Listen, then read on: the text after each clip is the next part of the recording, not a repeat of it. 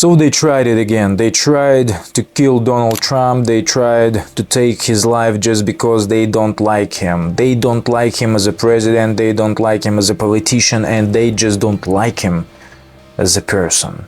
But listen to me, man. Nothing gives you the right to kill. There is no excuse for this.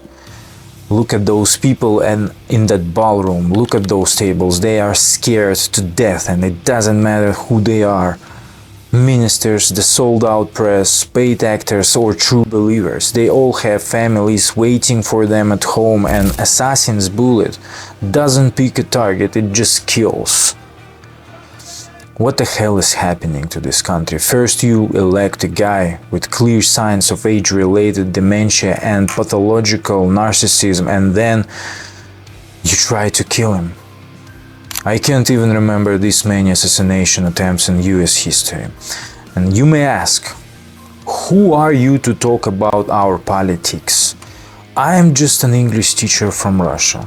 But even though I am physically in a different country, America has influenced me. It gave me something, at least your culture, your cinema, and more. Maybe the problem is in your institutions. Some of your states, I know that some of your states still have the death penalty, and that means that a huge part of the population still believes that a human has the right to kill. But you need to understand one thing: if you kill, no matter the motivation, whether it is revenge or even the law, you automatically become a murderer. There is no excuse. There is no excuse for killing. None.